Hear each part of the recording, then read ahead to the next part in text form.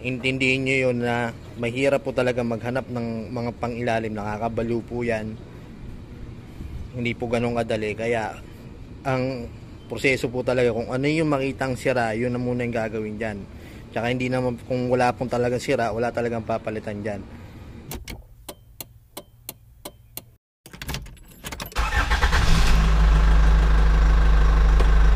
Para hindi mahaba masyado yun. Ito yung shock niya. Ayan.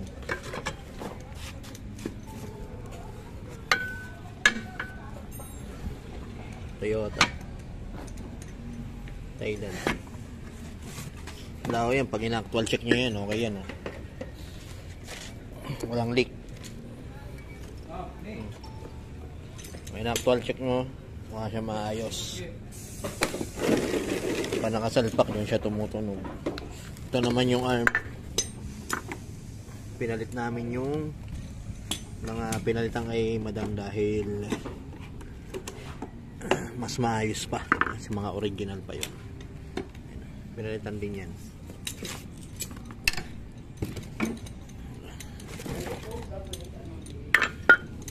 Ayan.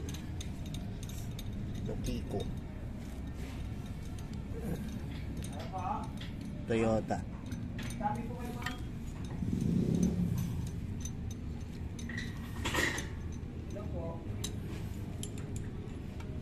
Ayan. So yun, roll test na lang po namin to.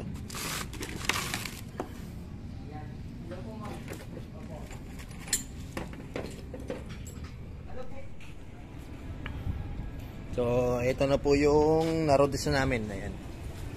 Na wala na rin lagotok niya. Tapon yung tubig niya. Bali, lilinisan na ako kasi kakarga na yung mga luma. Ayan. Bali, ito po yung nangyari.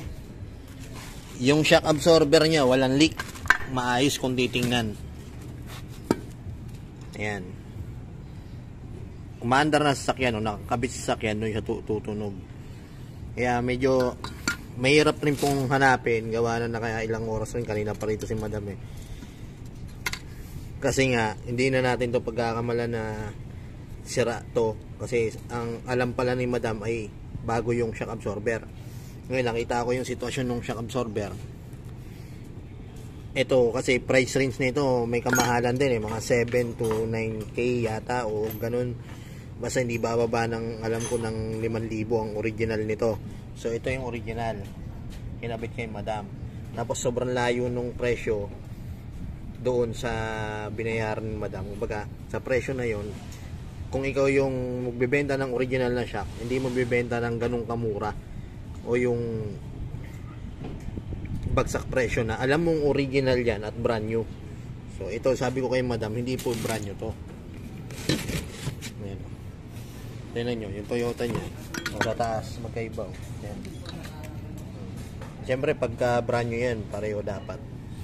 Pero kahit pa mag brand new yan, sabihin natin na brand new, na totoo na brand new, nagkaroon pa rin ng defective sa shock absorber. So medyo naging mahirap na magdesisyon para sa amin kasi gawa nang hindi naman nga mura yung shock absorber na to. Tapos papalitan ka agad kasi ang nasa isip nga ni madam ay kapapalit lang po niyan. So ang ginawa kasi namin, pinaglipat namin ito. Yung nasa kanan, lipat namin sa kaliwa. Tapos doon namin lumipat yung tunog sa kaliwa. So yun, na doon namin nalaman. Mukha po maayos yan. Mapanlin lang, walang leak. Pero pag nasa sasakyan. Tapos ito,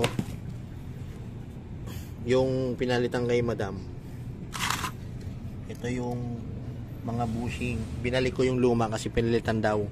Kasi maayos pa yung mga original. Kasi ito punit na, panakakabit. Pag nakakabit dun sa sasakyan, makikita nyo na may punit na. So pinabalik ko na lang kay madam. Tapos may mga nakita rin po kami sira. Sinabi ko naman kay madam na wala naman pong kinalaman to. Nasa inyo na kung gusto nyo paggawa. Pinagawa na rin ni madam. Tapos yung stabilizer link po, bali-baliktad. Tama. Tsaka pang Gen 1 yung naikabit. Magkamukha po kasi ito ng Gen 1 na BIOS. Tsaka yung Gen 3 tsaka Gen 4. Pero nagkakatalo sila sa mahaba. Dapat po yung dito sa Gen 3 medyo mahaba, maiksi ang nakakabit. So yan, tukod din yan. Tapos sira na agad yung goma dahil bali-baliktad nga po itong kabit ng washer. Kagaya yung sinabi ko, kahit brand new yan, kung baliktad ang pagkakabit, masira agad. Kahit pa original ilagay mo dyan, sira ka agad yan. So may video po ako niya nasa YouTube, yung tamang posisyon yan. Bisitahin po ninyo, lalo sa mga picture mechanic.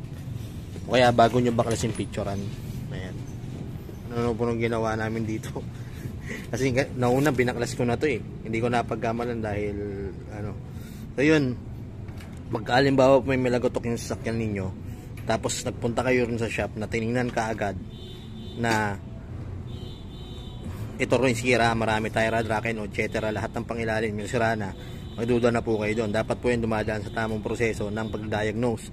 Yung step by step na troubleshooting. Kagayan, check muna namin. Kagayan, nakita ni madam kung paano namin troubleshoot. Tagal. Nahirapan po kami. Tsaka kung sira po lahat yan, langit-ngit, kalampag, lahat po yan mararamdaman ninyo. Pero kung simpleng lagotok yan, baka hindi naman po lahat sira. Kaya dapat malaga, paikot po ako na step by step muna. Ito yun naman talaga yung tamang proseso. Makakauwi na si madam, medyo magagabi na rin.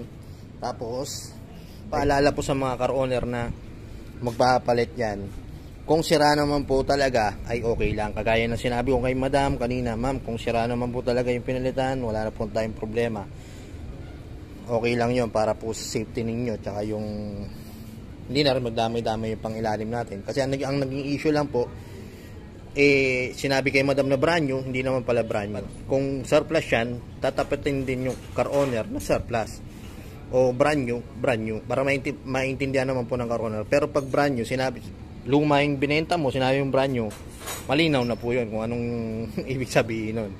So yun, ingat-ingat po sa mga ganun. Tapos step by step troubleshooting, matrabaho nga lang po talaga. Tapos sa mga car owner po, please intindihin nyo yun na mahirap po talaga maghanap ng mga pangilalim. Nakakabalo po yan, hindi po ganun kadali. Kaya ang proseso po talaga, kung ano yung makitang sira, yun na muna yung gagawin dyan.